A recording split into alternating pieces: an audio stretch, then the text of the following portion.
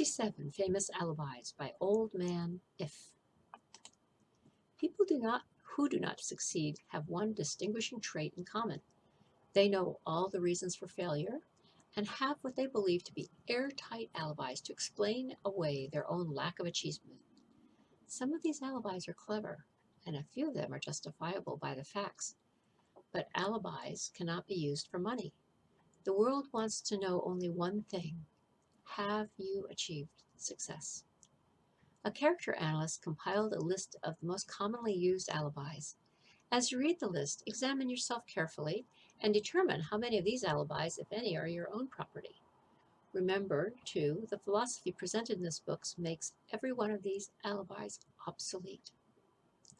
If I didn't have a wife and family, if I had enough, quote, pull, if I had money, if I had a good education, if I could get a job, if I had good health, if I only had time, if times were better, if other people understood me, if conditions around me were only different, if I could live my life over again, if I did not fear what they would say, if I had been given a chance, if now I had a chance, if other people didn't, quote, have it in for me, if nothing happens to stop me, if I were only younger, if only I could do what I want, if I had been born rich, if I could meet the, quote, right people, if I had the talent that some people have, if I dared assert myself,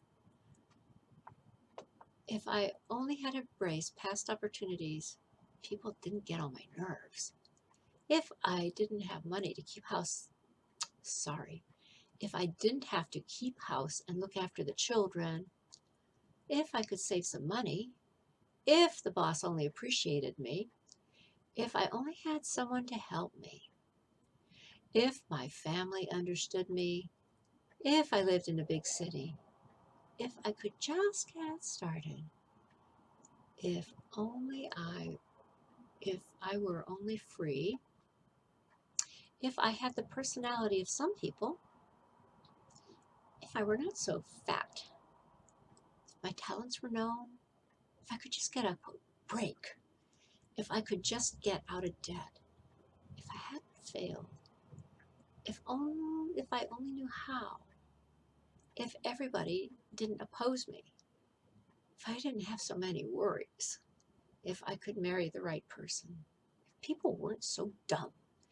if my family were not so extravagant, if I were sure of myself, if luck were not against me, if I had not been born under the wrong star, if it were not true that what will be, if I did not have to work so hard, if I hadn't lost my money, if I lived in a different neighborhood, if I didn't have a past, if only I had a business of my own, if only people would listen to me, if, and this is the greatest one of all, if I had the courage to see myself as I really am, I would find out what is wrong with me and correct it. Then I would have a chance to profit by my mistakes and learn something from the experience of others. For I know that there is something wrong with me, or I would now be where I would have been if I had spent more time analyzing my weaknesses and less time building up alibis to cover them up.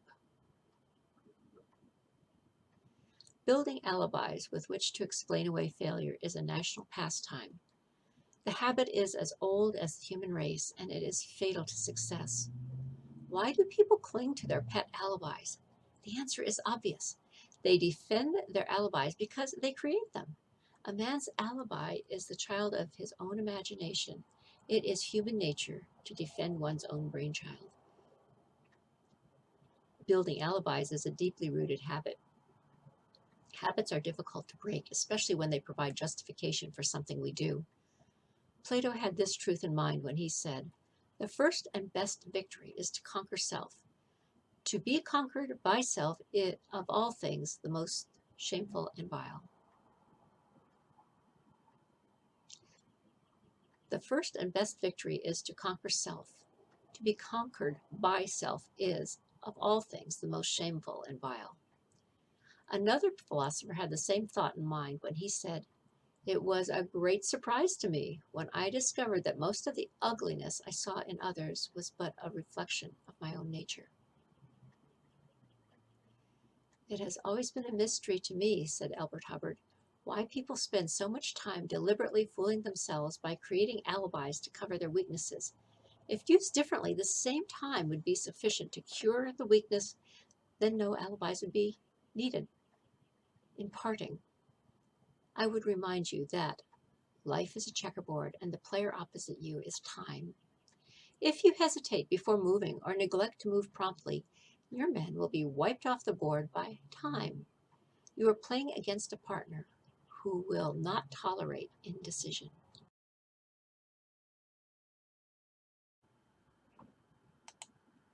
Previously, you may have had a logical excuse for not having forced life to come through with whatever you asked, but that alibi is now obsolete because you are in possession of the master key that unlocks the door to life's bountiful riches. The master key is intangible, but it is powerful. It is the privilege of creating, in your own mind, a burning desire for a definite form of riches. There is no penalty for the use of the key, but there is a price you must pay if you do not use it. The price is failure. There is a reward of stupendous proportions if you put the key to use. It is the satisfaction that comes to all who conquer self and force life to pay whatever is asked. The reward is worthy of your effort. Will you make the start and be convinced? "If we are related," said the immortal Emerson, "we shall meet."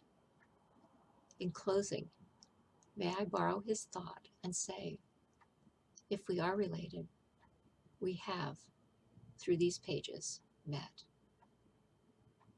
The end.